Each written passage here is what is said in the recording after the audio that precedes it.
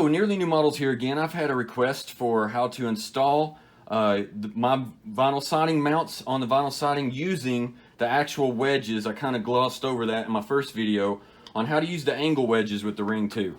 So first thing you'll want to do is you'll want to take my mount, run your doorbell wires through my mount, then also run them through the wedge kits. And we're just going to go ahead and install both wedge kits. We're going to wedge this up and down, and we're going to wedge it to the left. So we're going to install both wedge kits, and what you want to do is you'll want to line those up. And you want to use the screws that are provided, and you'll want to go through both of the wedge kits through the hole in my mount, and then tighten them up.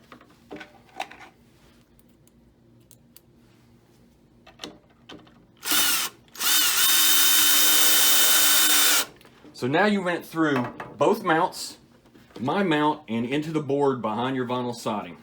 So you'll have both this is both wedge kits. You don't have to use both wedge kits. Then what you'll want to do is you want to hook up both wires to your doorbell. Now that you have your wires attached, you just simply mount the ring 2, line it up on the ring 2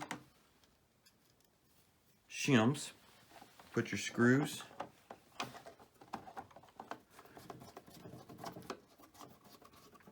in the 4 corners using the small screws,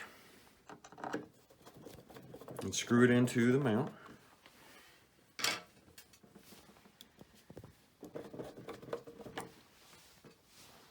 And now your doorbell is mounted with the shims that come with the ring 2. And then just reinstall your cover.